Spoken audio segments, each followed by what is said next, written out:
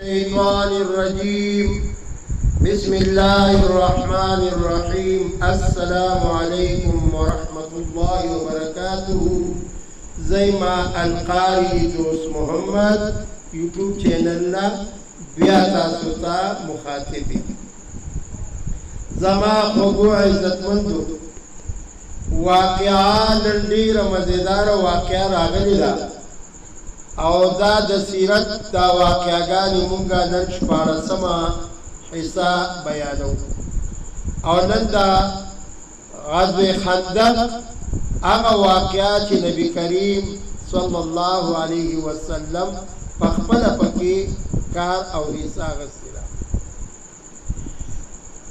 کفار مکه چې کله جنگ بدر او جنگ احد کې دا حالات وکړه چې مسلمانان په جوش او خروش سره دي،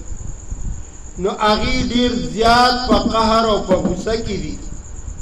او بیا په 5مه هجري کې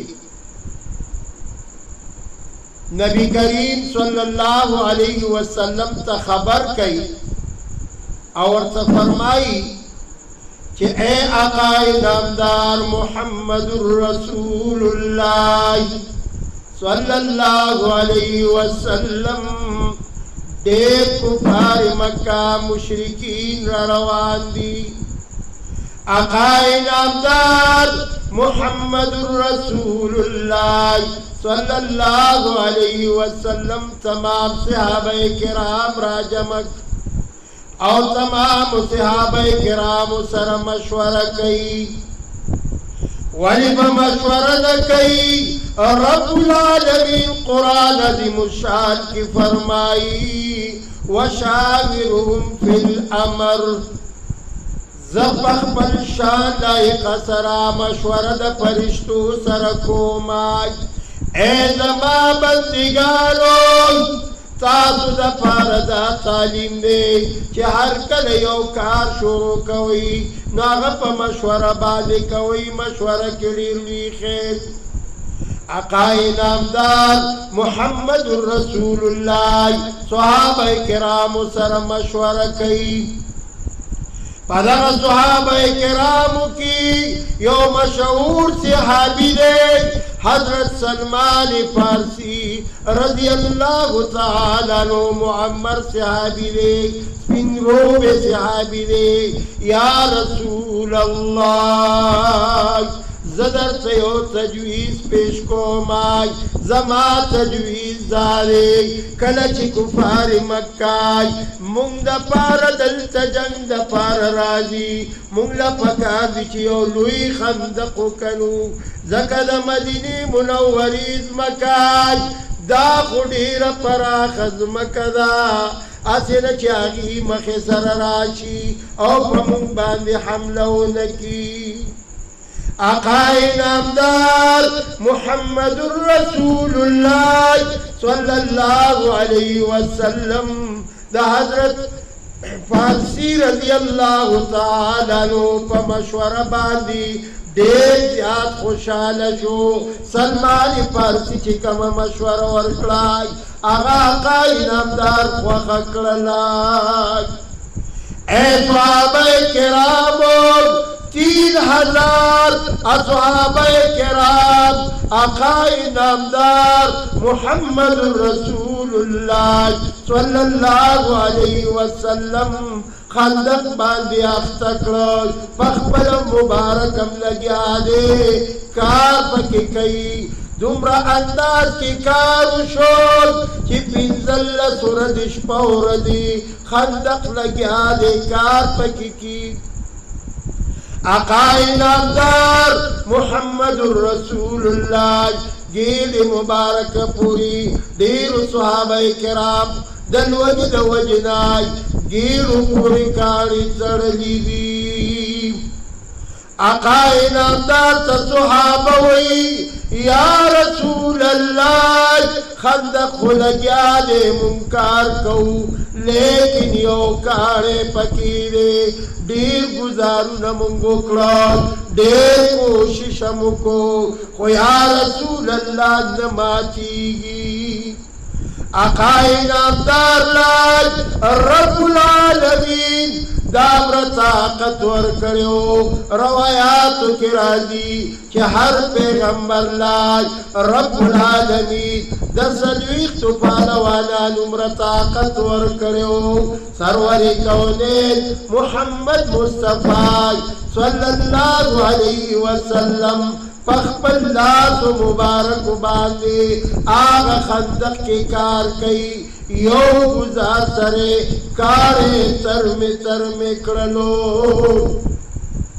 صحابو سپتو لگی راج کیا قائی نامدار محمد الرسول اللہ دیر پتور سر گزار کرے دے گیر مبارک چیخ کارشوائی آقای نامدار دلوگی دوگی نکانی تڑلی دی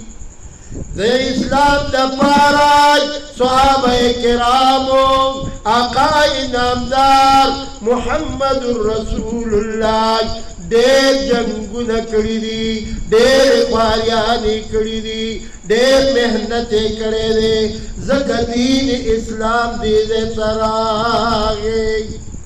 اے زما خوبو عزت مندو کلچی خندق تیاری گی او آگی حملہ کئی دمر غٹ خندق تیار شوے دے چیا سنتی نٹو بم نشوالے عام کسی بمنڈوالا بیلکل بمدرے دا یرین بمخی نشورات للے آقای نامدار محمد الرسول اللہ صحابو سے فرمائی اے صحابو مغسر اللہ ملگرے رے اے گبراوٹو نکئی آقای نامدار محمد الرسول اللہ صلی اللہ علیہ وسلم دعاو اختلائی ددیق پر امت دا پارائی صحابو توی اے صحابو ماد رب العالمین دعاو اختلائی رب العالمین زما دعا نرد کئی گوری چی مخی سکی پدی کی ہو بل مشرک را روان دے آقای نامدار محمد الرسول اللہ خیمی ترازی او آقای نامدار سملاویگی لذا غسی کس نم رب العالمین سمر خیستن کی خیرے کہ اللہ پاک حضرت نعیم ابن مسعود دے بے رست مسلمان شو او دا مسلمانین اوڑاندی خطالق دا نبی کریم صلی اللہ علیہ وسلم سرو آقای نامدار چی دعاو مختلا او دا صاحب آغا تا پخپل بستر پروتے او سگوری پخوب حالاتو کرے خیال والا راغے جیب اللہ بنداج دا سی ہستی سرب والی جنگی گماج چھ دیر حسین دے دیر جمال والا دے دیر کمال والا دے دیر امانت گر دے دیر رشتونی دے ولی بددا سی ہستی سر جنگی داد نبی کریم صلی اللہ علیہ وسلم دعا مبارک وا چی دغا صاحب آغا پا منڈا منڈا باندے راگے نعیم ابن مسعود رضی اللہ تعالی عنہ چی بیلی جلیل القدر صحابی تینا اوتا پاقای نامدار باندی ایمان راولنو دے لالنو آقای نامدار توی چی حس پروا مکوا خپل لخکر دے دا سی سازش جوڑ کو چی حقی راغلا خو دیر پا یرا باندی دیر پا گبراوٹ باندی چی یرا اسنا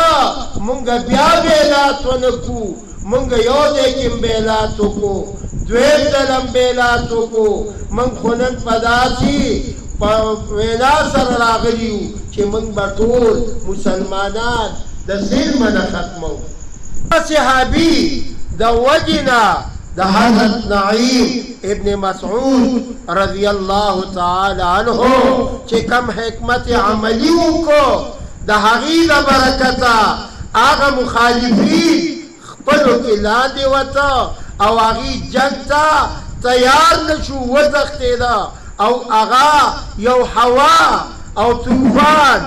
داسې راغې د رب العالمین د طرفنا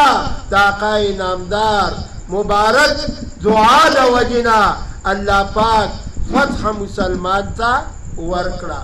وآخر الدعوانا ان الحمد لله رب العالمين.